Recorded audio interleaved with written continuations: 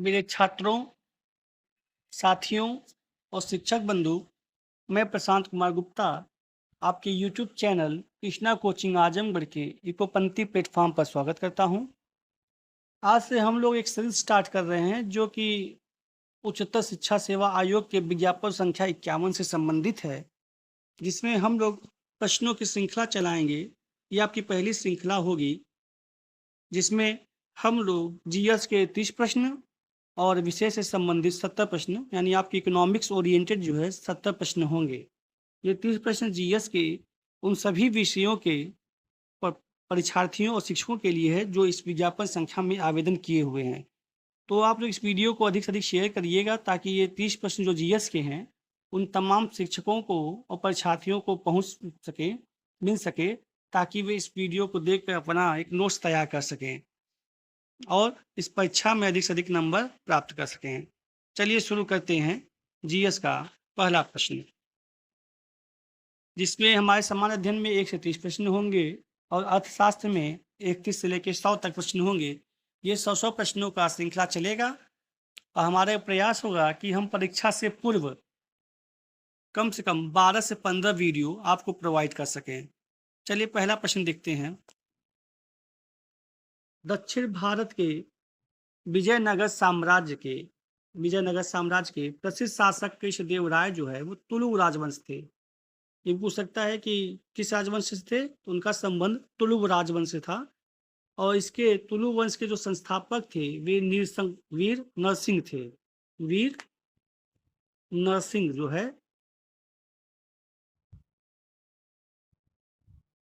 वीर नरसिंह इसके आपके संस्थापक थे। दूसरा प्रश्न बहुत ही महत्वपूर्ण है। ये आया हुआ प्रश्न आपके विज्ञापन संख्या 50 में पूछा गया है। इसमें कहा गया है, गदर आंदोलन 1 नवंबर 1913 को लाला हरदयाल द्वारा संयुक्त राज्य अमेरिका के सैन फ्रांसिस्को में चलाया गया, ठीक ना। और इसके जो है आपके संस्थापक अध्यक्ष जो हैं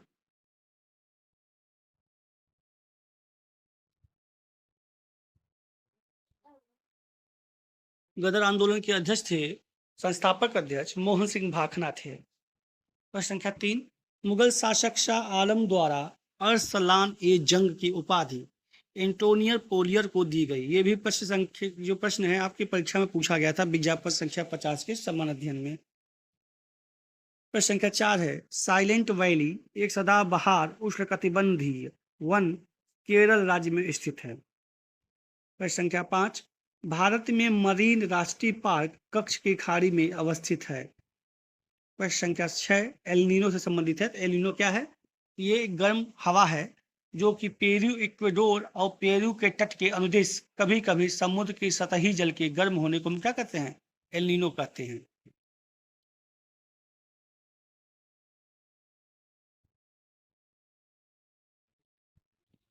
प्रश्न संख्या 7 है, उलूरू रेतीले पत्थर का विशाल शिलाखंड है जो ऑस्ट्रेलिया के मध्य स्थित है।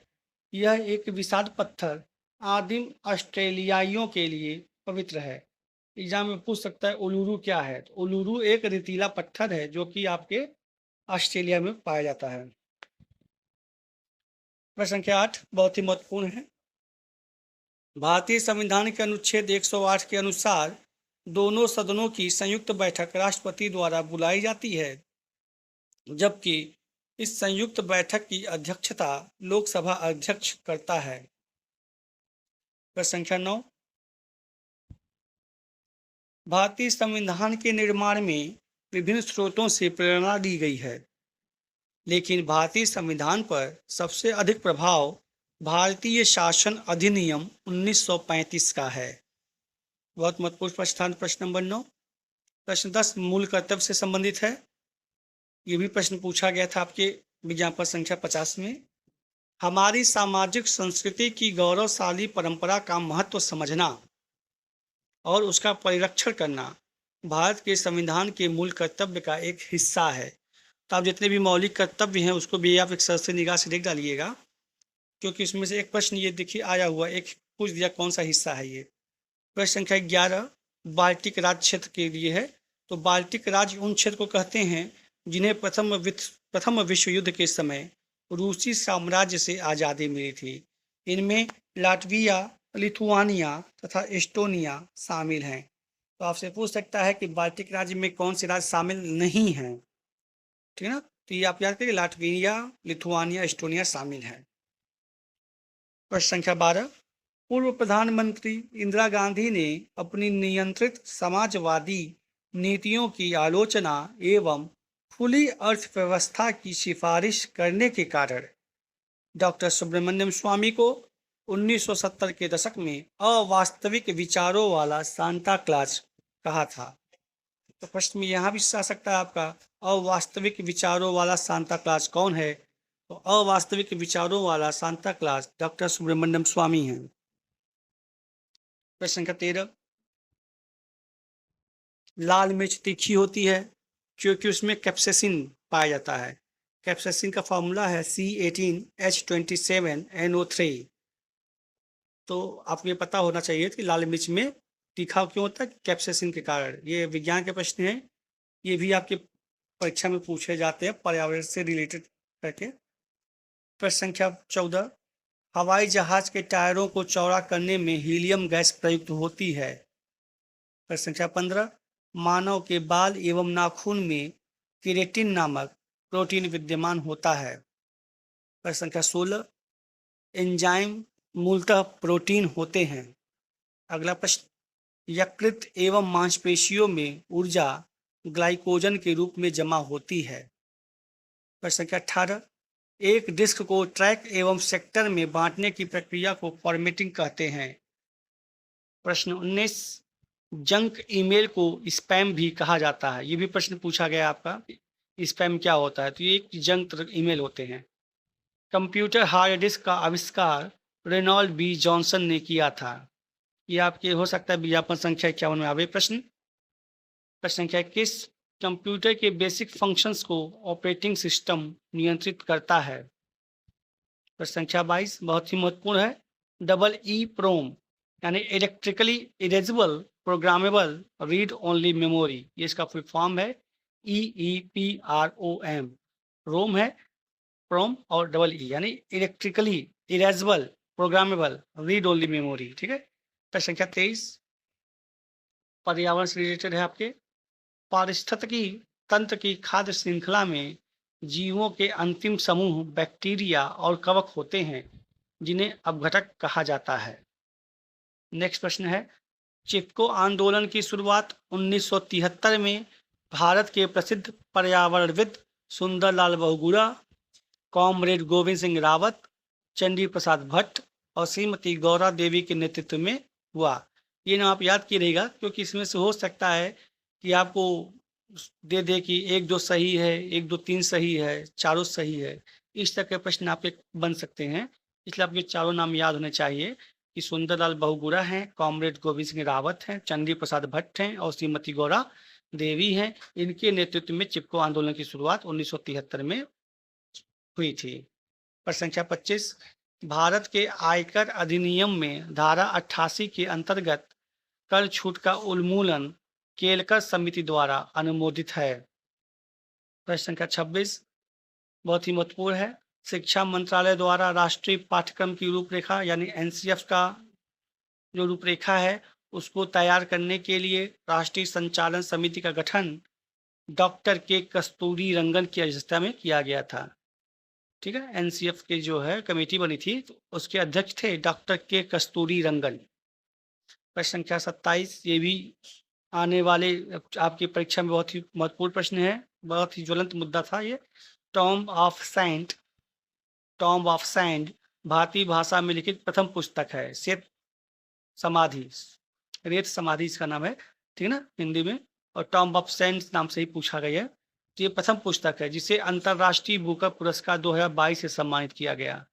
इसके उपन्यासकार गीतांजलि श्री हैं। प्रश्न संख्या 28, भारत का 52वां बाघ अभयारण्य रामगढ़ विषधारी बाघ अभयारण्य है जो कि राजस्थान में है। अंतर्राष्ट्रीय बाघ दिवस 29 जुलाई को मनाया जाता है। प्रश्न संख्या 29, विश्व स्वास्थ्य संगठन WHO के अनुसार सर्वप्रथम भारत में खोजे गए कोरोना वायरस के संस्करण B.1.617 को डेल्टा नाम दिया गया। तो डेल्टा जो है B.1.617 है, याद कीजिएगा इसको। और प्रश्न 30 आपका अंतिम प्रश्न जीएस का है।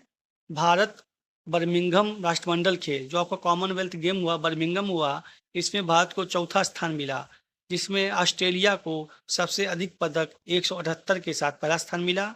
उसके बाद इंग्लैंड 176 पदक के साथ दूसरे पे है और कनाडा 92 पदक के साथ तीसरे पे है, जबकि भारत को कुल 61 पदक मिले, जिसमें से 22 गोल्ड यानी 22 स्वर्ण, 16 रजत यानी ब्रॉन्ज, 23 सिल्वर और 23 कांस्य यानी ब्रॉन्ज, ठीक ना। स्वर्ण, रजत और कांस्य, 22 स्वर्ण, 16 रजत, 23 कांस्य पदक मिले, कुल 61 पदक के साथ भारत का चौथा स्थान है। ये आपके वन लाइनर थे, जिसमें 30 प्रश्न वन लाइनर थे। आप इसमें से जो आपको महत्वपूर्ण लगे आप उस कॉपी पर नोट डाउन कर लीजिएगा, ताकि परीक्षा के समय आपको रिवीजन में आसानी मिले। ये थे जीएस के पोर्शन। इस पोर्शन को आप लोग अधिक से अधिक शेयर कीजिएगा हमारे चैनल को और सब्सक्राइब चैनल करिएगा, ताकि आपको जो है नोटिफिकेशन समय से मिलता रहेगा, क्योंकि 15 सीरीज हम चलाएंगे।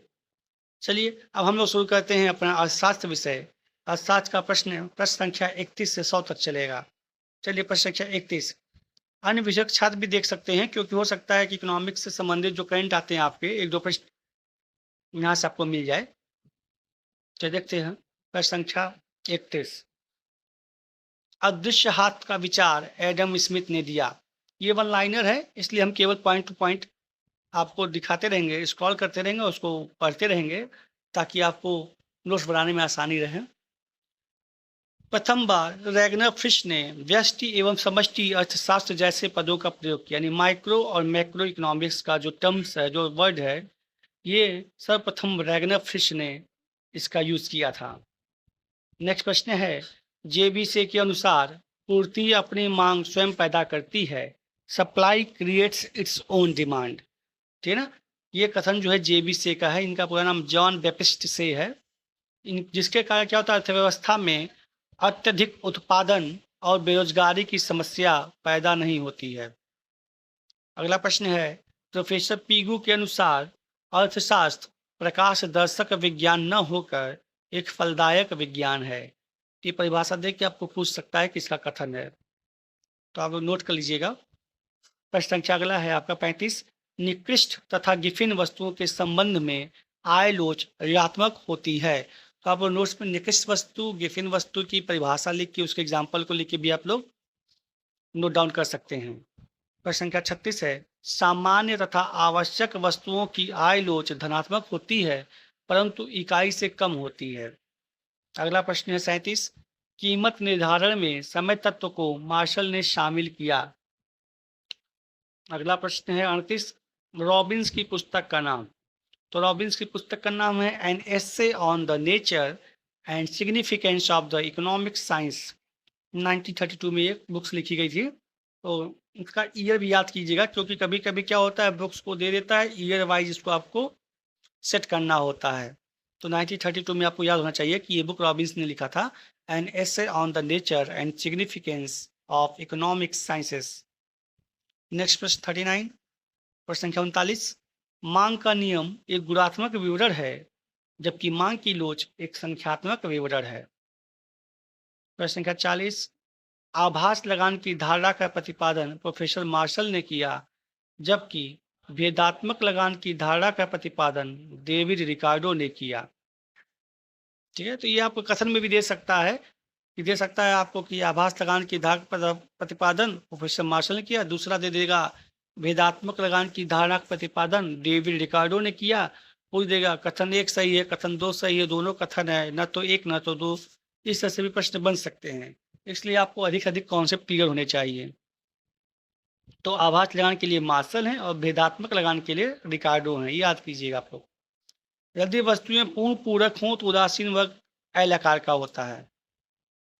नेक्स्ट, स्लटस्की ने कीमत प्रभाव को आय और प्रतिस्थापन प्रभाव में बांटने के लिए लागत अंतर विधि का प्रयोग किया था। ठीक है ना, कॉस्ट डिफरेंस मेथड। नेक्स्ट है ग्रेशम का नियम। बुरी मुद्रा अच्छी मुद्रा को चलन से बाहर कर देती है। 44 प्रश्न है वैगनर का नियम। वैगनर कहते हैं सार्वजनिक व्यय सकल राष्ट्रीय उत्पाद यानी जीएनपी की वृद्धि दर की अपेक्षा तेज दर से बढ़ता है। तो वैगनर का नियम याद कर लीजिएगा आप लोग, सार्वजनिक व्यय से संबंधित है। प्रश्न संख्या 45, उत्पत्ति का नियम अल्पकाल से है जबकि पैमाने का प्रतिफल दीर्घकाल से संबंधित है। नेक्स्ट प्रश्न है आपका, पूर्णो मॉडल में प्रत्येक विक्रेता अपने प्रतिद्वंदी की उत्पादन मात्रा को स्थिर मानता है। पूर्णो जो है बताते हैं कि प्रत्येक विक्रेता जो है अपने कंपटीटर जो उनके हैं उनकी उत्पादन मात्रा को स्थिर मान लेता है। नेक्स्ट है 47, एपी लर्नर के अनुसार अपूर्ण प्रतियोगिता तब होती है जब विक्रेता की वस्तु का मांग गिरती हुई दशा में होती है। जब विक्रेता की वस्तु का मांग गिरेगा तो अपूर्ण प्रतियोगिता वहां पाई जाएगी, ऐसा एपी लर्नर का कहना है। प्रश्न संख्या 48, ये बहुत ही महत्वपूर्ण है आपका 48 से लेकर 51 तक। ठीक है, इसको बहुत ध्यान से आप लोग पढ़िएगा और रिवीजन करिएगा। लाभ के प्रावैगिक सिद्धांत का प्रतिपादन जेबी क्लार्क के द्वारा किया गया और लाभ के जोखिम वहन का सिद्धांत का प्रतिपादन हॉले ने किया और लाभ के लगान सिद्धांत का प्रतिपादन फ्रांसिस ए वाकर ने किया, जबकि मजदूरी का लौ सिद्धांत डेविड रिकार्डो ने किया। तो 50 वाला बहुत इंपॉर्टेंट है, लाभ का लगान सिद्धांत, ये मोस्टली पूछा जाता है कि लाभ का लगान सिद्धांत किसने दिया, तो ये फ्रांसिस ए वाकर ने दिया था इसको। प्रश्न संख्या 52, प्राथमिक मुद्रा के परिमाण तथा कुल मुद्रा के परिमाण के बीच के अनुपात को मुद्रा गुणक कहा जाता है। प्रश्न संख्या 53, सार्वजनिक क्षेत्र के कमजोर बैंकों के पुनर्जीवन और पुनर्संरचना के लिए नरसिम्हम समिति बनाई गई थी।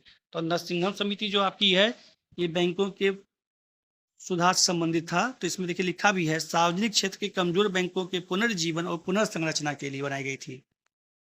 प्रश्न संख्या 54, किन्स के अनुसार तरलता जाल की स्थिति से निकलने के लिए राजकोषीय नीति का सहारा लेना चाहिए, फिस्कल डेफिसिट का आपको सहारा लेना होगा और सार्वजनिक व्यय में वृद्धि करनी होगी आपको, तब आप जाके तरलता जाल की स्थिति से बाहर निकलेंगे।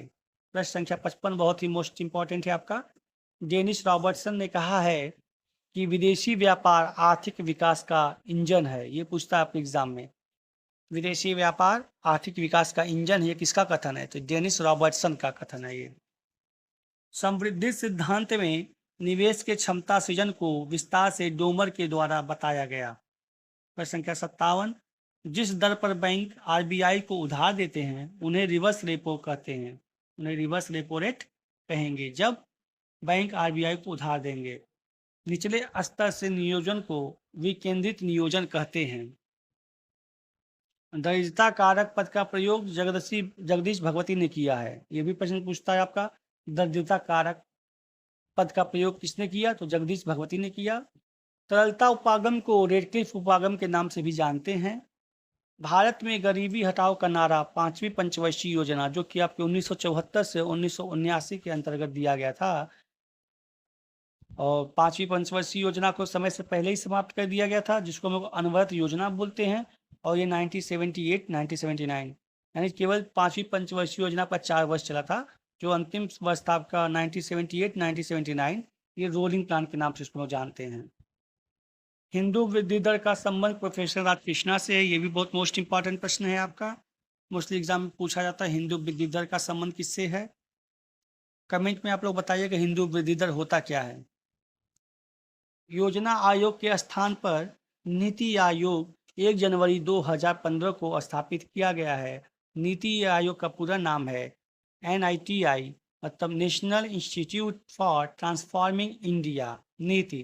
ये योजना आयोग के स्थान पे आया था जनवरी 15 में। इसके अध्यक्ष, नीति आयोग के अध्यक्ष आपके प्रधानमंत्री होते हैं। तो नीति आयोग के अध्यक्ष प्रधानमंत्री श्री नरेंद्र मोदी हैं और इसके उपाध्यक्ष श्री सुमन बेरी जी हैं और इसके CEO मुख्य कार्यकारी अधिकारी जो है श्री परमेश्वरन अय्यर हैं। ये आपका करंट है एकदम, इसमें आपको कोई संशोधन नहीं करना है। ठीक है, इनके उपाध्यक्ष सुमन बेरी हैं और CEO परमेश्वरन अय्यर हैं। अगला प्रश्न है आपके नोबेल प्राइज से।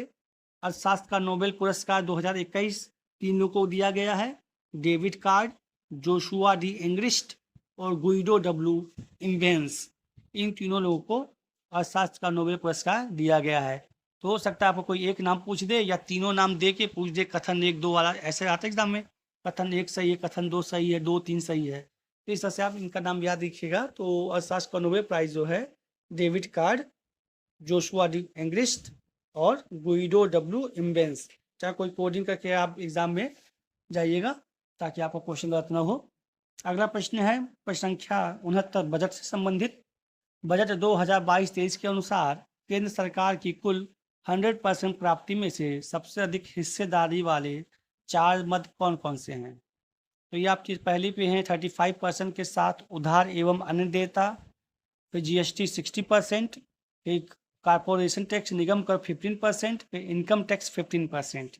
ये आपके शीर्ष 4 मद हैं जो कि केंद्र सरकार की कुल 100 प्राप्ति में से सबसे अधिक हिस्सेदारी वाले आपके सेक्टर हैं। प्रश्न संख्या 70, 15वें वित्त आयोग के अध्यक्ष श्री एन के सिंह हैं, जो कि आपका 15वां वित्त आयोग 2021 से 26 तक चलेगा। प्रश्न संख्या 71, मार्च 2022 में जारी आंकड़ों के अनुसार वित्तीय वर्ष 2021-22 में सबसे अधिक निवेशकर्ता देश कौन कौन से हैं? तो सबसे निवेशकर्ता 4 देश आपके हैं, सिंगापुर, यूएसए, मॉरिशस और नीदरलैंड्स। ये हम लोग के जो है सबसे अधिक निवेशकर्ता देश, ये चारों क्या हैं, सबसे अधिक निवेशकर्ता देश हैं। सबसे अधिक सिंगापुर, फिर यूएसए, फिर मॉरिशस, फिर नीदरलैंड। तो संख्या 72, 72, समग्र मांग तथा समग्र पूर्ति के समता बिंदु को किन्स ने प्रभावी मांग कहा है? यानी प्रभावी मांग वह बिंदु है जहां समग्र मांग एडी और समग्र पूर्ति एएस दोनों एक दूसरे को इंटरसेक्ट करते हैं। यहाँ क्या है, रोजगार का यह मूल बिंदु है। प्रश्न संख्या 23, ये भी बहुत ही महत्वपूर्ण कथन वाला प्रश्न है। मुद्रास्फीति की तुलना डाकू से की जानी चाहिए, यह कथन वकील तथा ब्रह्मानंद का है। अगला प्रश्न है आपका 74, मुद्रास्फीति अन्यायपूर्ण है तथा मुद्रा संकुचन अनुपयुक्त, दोनों में मुद्रा संकुचन अधिक खराब है, यह कथन जेएम किन्स का है। प्रश्न संख्या 75, शिशु का पालन करो, बालक की रक्षा करो और युवक को स्वतंत्र छोड़ दो, यह कथन फ्रेडरिक लिस्ट का है। प्रश्न संख्या 76, वाय सहायता सल्फर ड्रग के समान है, हमें अवश्य ज्ञात होना चाहिए कि हमें उसे कब प्रयोग करना है, कब रोकना है, और हमारे पास सदैव उसके प्रभाव को उदासीन करने के लिए बी कॉम्प्लेक्स होना चाहिए, यह कथन डॉक्टर VKRV राव जी का है।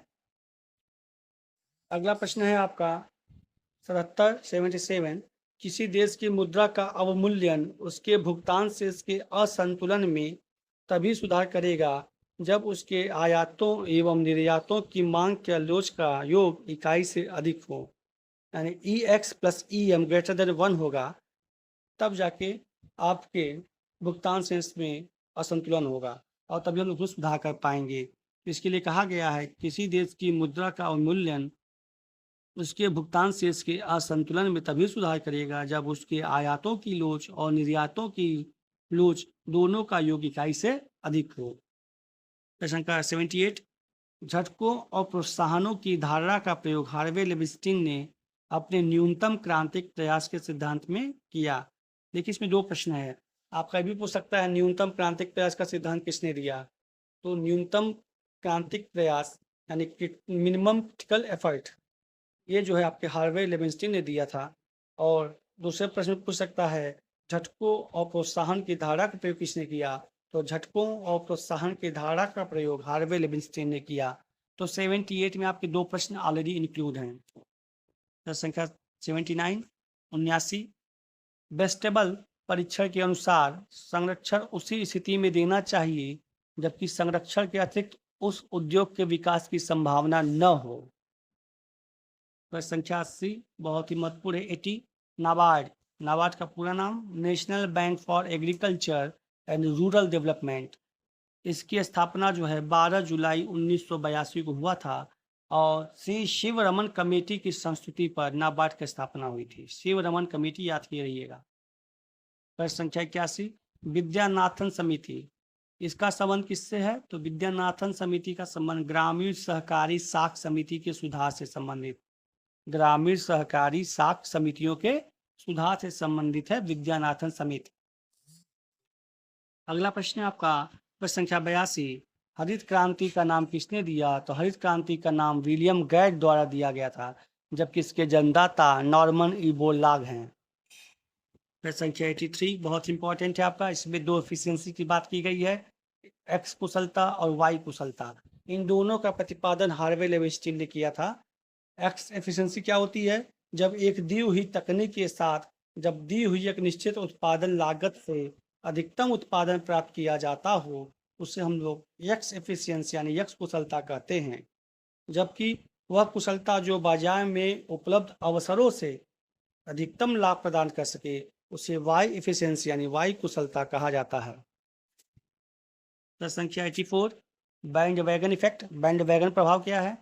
ये भी बहुत महत्वपूर्ण प्रश्न है आपके। तो बैंड वैगन प्रभाव क्या होता है? जब किसी वस्तु की कीमत में कमी के कारण कुछ लोग अन्य लोगों के उपभोग में वृद्धि हुई को देखकर अपनी मांग में वृद्धि कर दें, तो इसे बैंड वैगन प्रभाव कहते हैं। ठीक है ना? तो आप समझ रहे होंगे, जब किसी वस्तु में हम कीमत में कमी हो जाती है तो जो लोग दिखावे वाले वो लोग होते हैं, वो लोग देखते हैं कि अन्य लोग भी इसका उपभोग कर रहे हैं, तो उसकी मांग को वृद्धि को देखकर अपनी मांग में वृद्धि कर देते हैं। अन्य लोगों के उपभोग में हुई वृद्धि को देखकर अपनी मांग में वृद्धि कर दें, तो इसे बैंड वैगन प्रभाव करें। ठीक है।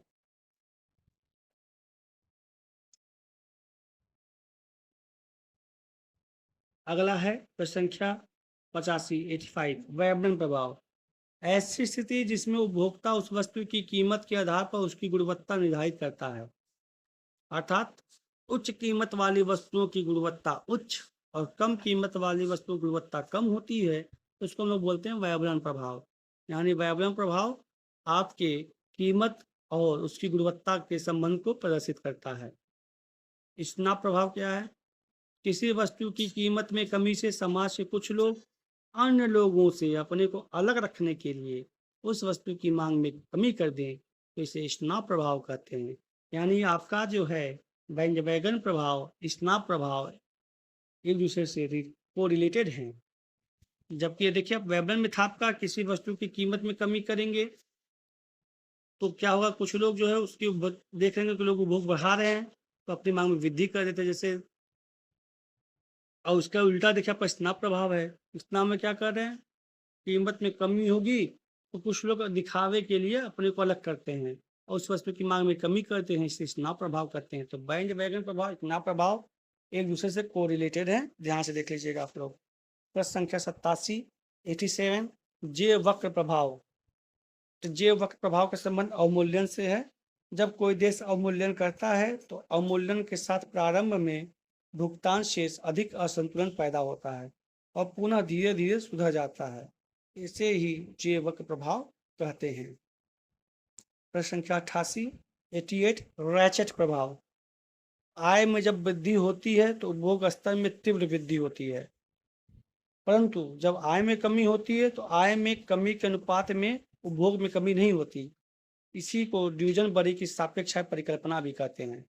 रैचेट प्रभाव को ड्यूजनबरी ने दिया था और इसी को क्या कहते हैं, सापेक्ष आय परिकल्पना भी कहते हैं। तो सापेक्ष आय परिकल्पना के प्रतिपादक जो है आपके ड्यूजनबरी हैं, याद किए रखिएगा। प्रश्न संख्या 89 89 शून्य आधारित बजट का निर्माण पीटर ए पायर ने 1969 में किया था। इसको सूर्यास्त बजट प्रणाली भी कहते हैं। प्रश्न संख्या 90 रोजगार गुणक का विचार 1931 में प्रोफेसर काहन ने प्रस्तुत किया। रोजगार गुणक वह संख्या है जो प्राथमिक रोजगार में वृद्धि को प्रकट करता है। तो रोजगार गुणक प्रोफेसर काहन, याद की रहिएगा। प्रश्न संख्या 91 जो आपका सेकेंड 5 ईयर प्लान है, जो द्वितीय पंचवर्षीय योजना जो 1956 से 1961 तक चलता है, ये आपके पीसी महालनोबिस मॉडल पर आधारित है। जिन्होंने 4 सेक्टर की बात कही आपके, C+I+G+X-M, ये 4 सेक्टर हैं आपके जो कि पीसी महालनोबिस मॉडल पर आधारित है। प्रश्न संख्या 92 रंगराजन समिति का संबंध भुगतान शेष से है, जबकि प्रश्न संख्या 93 में कह रहा है ओंकार गोस्वामी समिति का संबंध भारत में औद्योगिक रुग्णता से, मतलब इंडस्ट्रियल सिकनेस, जो बीमारी हो जाती है ओंकार गोस्वामी समिति। प्रश्न संख्या 94 94 नरसिम्हम समिति द्वितीय का संबंध LAF तरलता समायोजन सुविधा लिक्विडिटी एडजस्टमेंट फैसिलिटी से संबंधित है। नरसिम्हम समिति द्वितीय का। प्रश्न संख्या 95 बहुत ही मोस्ट इंपॉर्टेंट प्रश्न है आपका। I do what I do. इस पुस्तक के लेखक रघुराम राजन जी हैं, जो आपके पूर्व RBI गवर्नर रह चुके हैं। 96 the rise and the fall of Nations. इस पुस्तक के लेखक रुचि शर्मा हैं।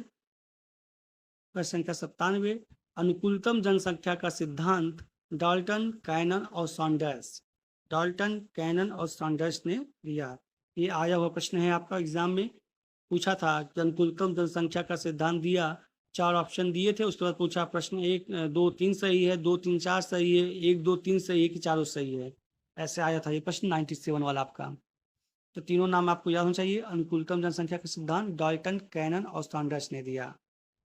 98 स्वर्ण क्रांति का संबंध बागवानी, शहद और फलों के उत्पादन के क्षेत्र में उत्पादकता में वृद्धि से है। तो स्वर्ण क्रांति आपका बागवानी से है, शहद से है, फल के उत्पादन से। इन सब क्षेत्रों के प्रोडक्टिविटी को बढ़ाने की क्या है, गोल्डन रेवोल्यूशन स्वर्ण क्रांति है। इसके जनक निरपक्ष टुटेज हैं। तो स्वर्ण क्रांति के जनक का नाम याद कर लीजिएगा आप लोग, निरपक्ष टुटेज। प्रश्न संख्या 99 प्रधानमंत्री फसल बीमा योजना 18 फरवरी 2016 को लॉन्च हुआ। प्रश्न संख्या 100 अंतिम प्रश्न आपका, वन लाइनर 100 क्वेश्चन। स्थिर कीमत पर GDP आकलन हेतु आधार वर्ष 2004-05 से बदलकर 2011-12 हो गया है। ये आपके 100 प्रश्न थे वन लाइनर। तो आशा करते हैं आपको वीडियो पसंद आया होगा। आप लोग इस वीडियो को अधिक से अधिक शेयर कीजिए ताकि अधिक से अधिक इस वीडियो को देखें और GS खास करके GS के पोर्शन को आप अन्य स्टूडेंट तक या अन्य शिक्षक के पास पहुंचाएं जो इस आवेदन किए इस परीक्षा के लिए। ये आपके PGT के इम्पोर्टेंस से जो है आपका द्वितीय जो सेक्टर इसका प्रश्न संख्या 31 से 100 तक आपके PGT में भी काम आ सकता है। तो आप लोग आसपास के बच्चों को भी इसको अधिक से अधिक शेयर कीजिएगा। और हाँ, चैनल को जरूर आप लोग सब्सक्राइब कीजिए ताकि हमारा सब्सक्रिप्शन भी बढ़ता रहे और हम मोटिवेट होते रहें अधिक से अधिक वीडियो बनाने के लिए। Thank you.